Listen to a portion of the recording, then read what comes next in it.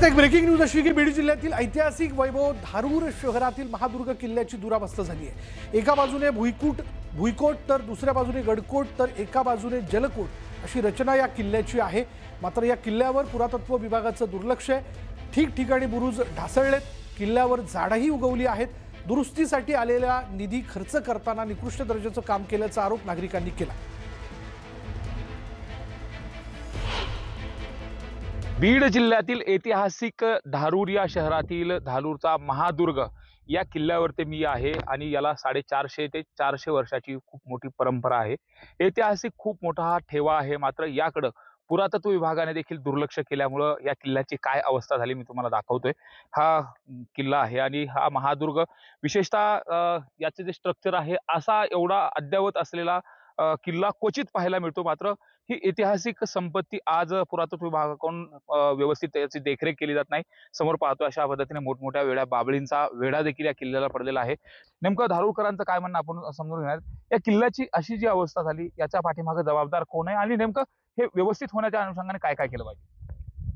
आमची धारूरची बाजारपेठ ही ऐतिहासिक बाजारपेठ आहे। आमच्याकडे जैनकालीन धारेश्वर मंदिर ज्या ठिकाणी की आपल्याला पुरातत्व कोरीव मूर्ती सापडतात।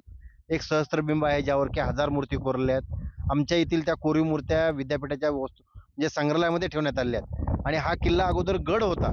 मात्र आदिलशहाचा सरदार किशोर खान लारी यानं 1568 मध्ये याचं रूपांतर किल्ल्यामध्ये केलं आणि 40 एकर मध्ये क्षेत्र असणारा हा किल्ला आहे। मराठवाड्यात एवढं मोठं क्षेत्र असणारा दुसरा कुठलाही किल्ला नाहीये। काय वैशिष्ट्य आहे त्याचे? याची वैशिष्ट्य अशी आहेत, या ठिकाणी नाणे निर्मितीचा कारखाना आहे, या ठिकाणी तोफ निर्मितीचा कारखाना आहे, या ठिकाणी तोफगोळे निर्मिती केल्या जायची। या किल्ल्यामध्ये राजा राणीचा हौद आहे, तेला तोफाचे हौद आहेत। म्हणजे तुम्ही हे सगळं पाहिल्यानंतर असं लक्षात येते की हा किल्ला म्हणजे एक छोटं गाव आहे। आता देखील 11 कोटीचा निधी या ठिकाणी मंजूर झालेला आहे। 2016 ला 7 कोटीचा निधी मंजूर झाला होता। प्रकाशदादा सोळंके यांच्या माध्यमातून तो निधी मंजूर झाला होता। त्याचं देखील काम झालं, मात्र ते देखील कुठेतरी निकृष्ट दर्जाचं झालं आहे। 450 वर्षापूर्वी आता नेमकं तुम्ही काय ठरवलंय? आता आलेले जे 11 कोटी आहेत ते जर व्यवस्थित नाही खर्च केलं तर काय एखादं व्यापक जनआंदोलन उभं करता? हा नक्कीच या ठिकाणी स्थानिक नागरिकांच्या किंवा राजकीय स्थानिक पुढारी आहेत त्यांच्या माध्यमातून त्या ठिकाणी आम्ही एक समिती तयार करणार आहोत आणि त्या समितीच्या नेतृत्वाखाली किंवा त्या समितीच्या डोळ्याखाली निगराणीखाली या ठिकाणी हे काम आम्ही करणार असल्याचे त्या ठिकाणी आम्ही निश्चित करणार आहोत। त्यामुळे एकंदरीतच या धारूरकरांचं जे किल्ले धारूर हे नाव आहे ते किल्ले धारूर हे नाव ऐतिहासिक वैभव तसं राहिलं पाहिजे या अनुषंगाने प्रशासनानं देखील प्रयत्न करणं महत्त्वाची गोष्ट आहे। सुरेश जाधव, न्यूज 18 मराठी, बीड। मुंबईतील गोराई जेट्टी परिसरातील कोळी मच्छीमार बांधवांच्या जीवनाचं प्रतीक असलेल्या शिल्पाची दुरावस्था झाल्याचं समोर आलंय। देखभाल न झाल्यानं शिल्पाची अवस्था अत्यंत खराब झाली असून स्थानिक कोळी समाजामध्ये नाराजी व्यक्त केली जाते। तर या शिल्पाच्या दुरुस्ती आणि सुशोभीकरणाची मागणी स्थानिकांकडून केली जाते। याचा आढावा घेतलाय आमचे प्रतिनिधी विजय वंजारा यांनी। मी सध्या उभा आहे बोरिवली पश्चिमतील गोराई जेट्टी परिसरात। माझ्या या बाजूला आपण पाहिलं तर हे जे सुशोभीकरण करण्यात आलं होतं महानगरपालिकाकडून, आम्ही गोराईकर म्हणून सध्या हे जे पुतळा आहे इथे कोळी मच्छीमार बांधवाचा जीवनाचा प्रतीक म्हणून रस्त्याच्या मध्यभागी बोटी उभं असलेल्या मच्छीमाराचं हे शिल्प उभारण्यात आलं होतं। मात्र सध्या या शिल्पाची अवस्था खूपच खराब झालेली दिसत आहे। आपण पाहू शकतो की बोटीमध्ये उभा असलेला हा मच्छीमाराचा पुतळा तुटून खाली पडलेला अवस्थेत आहे। या परिसरातून दररोज मोठ्या संख्येने नागरिक आणि पर्यटकांचा ये-जा असतात। मात्र इतक्या महत्त्वाचं ठिकाण असलेल्या या शिल्पाकडे प्रशासनाकडून पूर्णपणे दुर्लक्ष झाल्याचं चित्र दिसत आहे।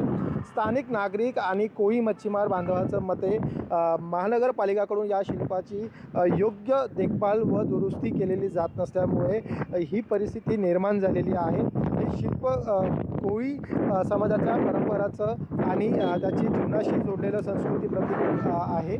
मात्र अशाच प्रकार शिल्पाची दुरावस्था होणं म्हणजे कोळी समाजाचा अपमान असल्याचं भावना स्थानिकांकडून व्यक्त केलेली जात आहे। त्यामुळे आता प्रशासनाने तात्काळ या शिल्पाची दुरुस्ती करून त्याची योग्य देखभाल करावी अशी मागणी कोळी बांधवांकडून आणि स्थानिकांकडून केली जात आहे। व्हिडिओ जर्नलिस्ट महेशसह विजय वंजारा, न्यूज 18 मराठी, मुंबई। यानंतर एक ब्रेकिंग न्यूज अशी की धाराशिवच्या शिरडोन गावातील पुतळा प्रकरणाचा वाद मिटलाय. पोलीस प्रशासनाने पोलीस स्थानकाच्या बाजूला पुतळा बसवण्याची परवानगी दिली आहे. परवानगीनंतर शिरडोन ग्रामस्थांनी आंदोलन मागे घेतलंय. पुतळ्यासाठी जे आंदोलन करण्यात आलं त्या आंदोलनात लाठीचार्ज, हाणामारी आणि आत्मदहन करण्याचाही प्रयत्न झाला होता. गावकरी आणि पोलिसांच्या समन्वयानं हा वाद अखेर मिटलाय.